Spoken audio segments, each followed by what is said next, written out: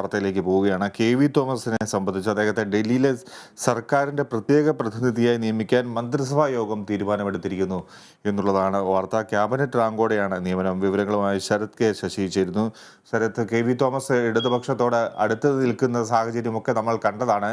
ഇപ്പോൾ ക്യാബിനറ്റ് റാങ്കോടെ അദ്ദേഹത്തെ നിയമിക്കാൻ തീരുമാനമെടുത്തിരിക്കുന്നു. ഡൽഹിയിൽ സർക്കാരിന്റെ പ്രത്യേക പ്രതിനിധിയാക്കാൻ തീരുമാനം എങ്ങനെയുണ്ടായി?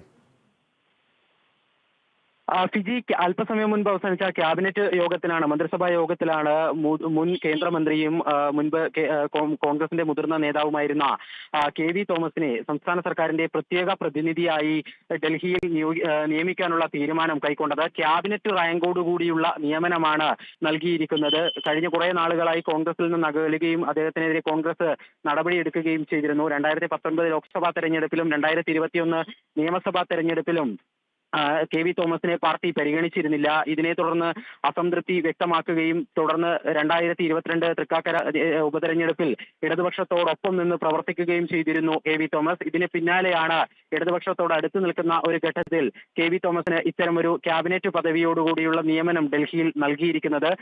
നിലവിൽ ഓഫീസർ ഓൺ സ്പെഷ്യൽ ഡ്യൂട്ടി എന്നുള്ള നിലയിൽ മുതിർന്ന ഉദ്യോഗസ്ഥനായിരുന്ന അംബാസഡർ അടക്കമായി പ്രവർത്തിച്ച വേണു രാജാമണി ഡൽഹിയിൽ പ്രവർത്തിക്കുന്നുണ്ട്. സർക്കാരിന്റെ ഓഫീസർ ഓൺ സ്പെഷ്യൽ ഡ്യൂട്ടി എന്ന പദവിയിലാണ് അദ്ദേഹം പ്രവർത്തിക്കുന്നത്.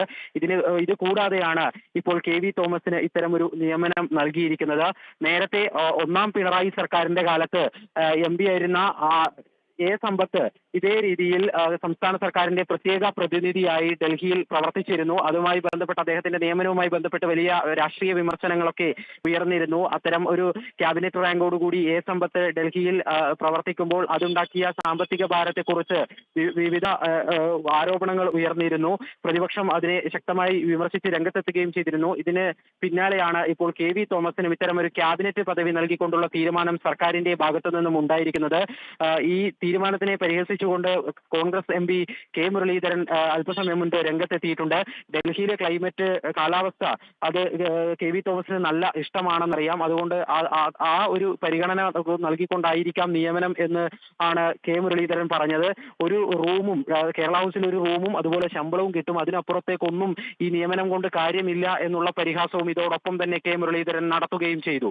ഫിജി, ശരത്ത്, എന്താണ് പ്രത്യേകിച്ച്, നമ്മൾ സമ്പത്തിന്റെ കാര്യം ശരത്ത് തന്നെ സൂചിപ്പിച്ചു, എന്താണ് പ്രത്യേക ചുമതലകൾ കെ.വി. തോമസിനെ സംബന്ധിച്ച് ഡൽഹിയിൽ കേരള സർക്കാരുമായി ബന്ധപ്പെട്ട് എന്താണ് അദ്ദേഹം അവിടെ ചെയ്യേണ്ടത്? നിയമനവുമായി ബന്ധപ്പെട്ടിട്ടുള്ള ഔദ്യോഗിക പ്രഖ്യാപനം സംസ്ഥാന സർക്കാർ നടത്തിയിട്ടില്ല. എന്തൊക്കെയാണ് ഇപ്പോൾ ഈ ഒരു പ്രത്യേക പദവി നൽകിക്കൊണ്ട് കെ.വി. തോമസിനെ ഡൽഹിയിൽ നിയോഗിക്കാനുള്ള കാരണം എന്നുള്ളത് സർക്കാർ വിശദീകരിക്കുന്നില്ല, ഔദ്യോഗികമായി വിശദീകരിക്കുന്നില്ല. എങ്കിൽ പോലും നിലവിൽ നമ്മൾ മനസ്സിലാക്കുന്നത് കേന്ദ്ര സർക്കാരുമായി ബന്ധപ്പെട്ട് ഉള്ള പ്രവർത്തനങ്ങൾ, കേന്ദ്ര സർക്കാരും സംസ്ഥാന സർക്കാരും തമ്മിലുള്ള ഒരു ബന്ധം മെച്ചപ്പെടുത്തിക്കൊണ്ട് ഉള്ള പ്രവർത്തനങ്ങൾ, വിവിധ വികസന പദ്ധതികളുടെ നടത്തിപ്പുമായി ബന്ധപ്പെട്ടിട്ടുള്ള കാര്യങ്ങളൊക്കെ തന്നെ വേഗത്തിലാക്കുന്നതിന് സംസ്ഥാനത്തിനും കേന്ദ്രത്തിനും ഇടയിൽ ഒരു മധ്യവർത്തി എന്നുള്ള നിലയിൽ പ്രവർത്തിക്കുക എന്നുള്ളതാണ് നേരത്തെ ഇത്തരമൊരു പദവി നൽകിക്കൊണ്ട് എ സമ്പത്തിനെ കൊണ്ട് സർക്കാർ ഉദ്ദേശിച്ചത്. അതേ രീതി തന്നെയാണ്, അതേ ഒരു ദൗത്യമാണ് കെ.വി. തോമസിനെയും ഏൽപ്പിക്കുന്നത് എന്നാണ് സർക്കാർ വൃത്തങ്ങൾ നൽകുന്ന വിശദീകരണം. ഇത് സംബന്ധിച്ചിട്ടുള്ള ഔദ്യോഗികമായ ആ ഒരു അറിയിപ്പ്, ഉത്തരവ് ഇതേവരെ പുറത്തു വന്നിട്ടില്ല. അതുകൊണ്ട് തന്നെ കൂടുതൽ എന്തെങ്കിലും ചുമതലകൾ കെ.വി. തോമസിന് നിർവഹിക്കാനുണ്ടോ എന്നുള്ള കാര്യത്തിൽ ആ ഉത്തരവ് ഔദ്യോഗികമായി വരുമ്പോഴായിരിക്കും കൂടുതൽ വ്യക്തത വരിക. തീർച്ചയായും അദ്ദേഹത്തിന്റെ ചുമതലകൾ എന്തൊക്കെയായിരിക്കും എന്നത് സംബന്ധിച്ച് വ്യക്തമാകേണ്ടതുണ്ട്. സ്ഥലത്ത് ഇതോടുകൂടി കെ.വി. തോമസ് പൂർണ്ണമായും ഇടത് ചേരിയിലേക്ക് നീങ്ങുകയാണ്, ഇടതുപക്ഷത്തേക്ക് പോവുകയാണ്, അല്ലെങ്കിൽ CPM-ലേക്ക് മാറുകയാണ് എന്നുള്ളൊരു സൂചനയുണ്ടോ?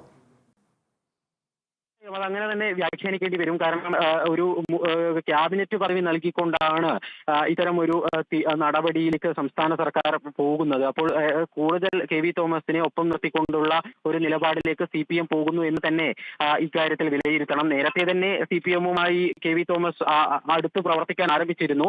തൃക്കാക്കര ഉപതെരഞ്ഞെടുപ്പിന്റെ കാലത്ത് നമ്മൾ കണ്ടതാണ്.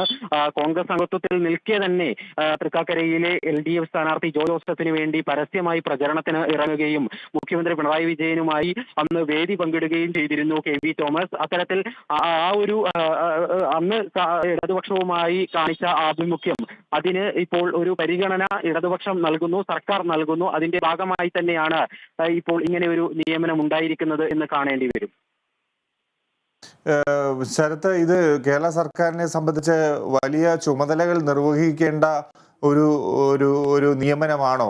ഈ ഒരു അദ്ദേഹത്തിന്റെ നിയമനം കെ.വി. തോമസിന് ഒരു സ്ഥാനം നൽകുന്നു. അദ്ദേഹത്തിന് ചെയ്ത, അല്ലെങ്കിൽ നേരത്തെ സൂചിപ്പിച്ച പോലെ തെരഞ്ഞെടുപ്പിലൊക്കെ സഹായിച്ച സ്ഥിതിക്ക് ഒരു പ്രത്യുപകാരം എന്ന നിലയിലാണോ ഈ ഒരു നിയമനം നൽകിയിരിക്കുന്നത്? അതോ വലിയ ചുമതലകൾ അദ്ദേഹത്തിന് തീർച്ചയായും ഡൽഹി കേന്ദ്രീകരിച്ച് ചെയ്യേണ്ടി വരും എന്നുള്ളൊരു സാഹചര്യമാണോ? തീർച്ചയായും ഇതൊരു രാഷ്ട്രീയ നിയമനമായി തന്നെ കാണേണ്ടി വരും. അതിനും അപ്പുറത്തേക്ക് നിലവിൽ അതിനേക്കാൾ വലിയ ഒരു ഡിപ്ലോമാറ്റായി പ്രവർത്തിച്ച ഓഫീസർ ഓൺ സ്പെഷ്യൽ ഡ്യൂട്ടിയായി നിലവിൽ സർക്കാരിന് തന്നെ നിയമനം നേടിയ വേണു രാജാമണി ഡൽഹിയിലുണ്ട്. അദ്ദേഹത്തിന്റെ പ്രവർത്തനങ്ങൾ ഇപ്പോഴും സംസ്ഥാന സർക്കാരുമായി ബന്ധപ്പെട്ട് ഡൽഹിയിൽ നടക്കുന്നുണ്ട്. അതിനിടയിലാണ് ഈ ഒരു കെ.വി. തോമസിന്റെ നിയമനം. അത് ഈ കൂടുതൽ ചുമതലകൾ, അല്ലെങ്കിൽ അത്തരം ഒരു സർക്കാരുമായി ബന്ധപ്പെട്ടിട്ടുള്ള പ്രവർത്തനങ്ങൾ ഏകോപിപ്പിക്കുക എന്നതിനും അപ്പുറത്തേക്ക് ഈ പറയുന്ന ഒരു രാഷ്ട്രീയ നിയമനമായി തന്നെ കാണേണ്ടി വരും. നിലവിലെ സാഹചര്യത്തിൽ ഇതുമായി ബന്ധപ്പെട്ട് ഈ ഒരു നിയമനവുമായി ബന്ധപ്പെട്ട് പ്രതിപക്ഷം വിമർശനം ഉന്നയിച്ചു കഴിഞ്ഞു. അതിന്റെ തുടക്കമാണ് കെ മുരളീധരൻ എം.പിയുടെ വാക്കുകളിൽ നിന്ന് വ്യക്തമാവുകയും ചെയ്തത്. ഈ ഒരു സാഹചര്യത്തിൽ നിലവിൽ പ്രതിപക്ഷത്തിൽ നിന്ന് കൂടുതൽ ശക്തമായ വിമർശനം കെ.വി.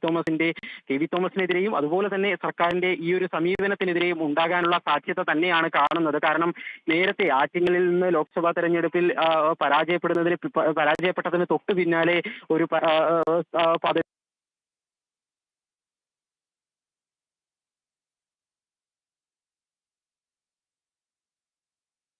ശരത്തിലേക്ക് തിരികെ എത്താം. കെ.വി. തോമസിന് ഡൽഹിയിൽ ഒരു സ്ഥാനം നൽകിയിരിക്കുന്നു, പ്രത്യേക ചുമതല നൽകിയിരിക്കുന്നു ഇടതുപക്ഷ സർക്കാർ. തോമസിനെ പരിഹസിച്ച് കെ മുരളീധരൻ ഇപ്പോൾ രംഗത്തെത്തിയിട്ടുണ്ട്. ഡൽഹിയിലെ കാലാവസ്ഥ നല്ല ഇഷ്ടമുള്ള ആളാണ് കെ.വി. തോമസ് എന്നാണ് പ്രതികരണം. ഇത്തരം നക്കാപ്പിച്ച് കണ്ടു പോകുന്നവർ ഒന്നും കോൺഗ്രസിൽ ഇല്ല. കേരള ഹൗസിൽ ഒരു മുറി ഉണ്ടാകും, ശമ്പളം കിട്ടും, അല്ലാതെ ഒന്നുമില്ല എന്നുള്ളതാണ് ഇപ്പോൾ കെ മുരളീധരൻ നടത്തിയിരിക്കുന്ന പ്രതികരണം. എന്തായാലും കെ.വി. തോമസ് പുതിയ ലാവണത്തിലേക്ക് പോവുകയാണ്. ഡൽഹിയിൽ കേരള സർക്കാരിന്റെ പ്രത്യേക പ്രതിനിധിയാകുന്നു. ക്യാബിനറ്റ് റാങ്കോടെ ഉള്ള നിയമനമാണ് അദ്ദേഹത്തിന് നൽകിയിരിക്കുന്നത്. ഇപ്പോൾ അല്പസമയം മുമ്പ് ചേർന്ന മന്ത്രിസഭാ യോഗത്തിലാണ് ഈ ഒരു തീരുമാനം സംസ്ഥാന സർക്കാർ കൈക്കൊണ്ടത്.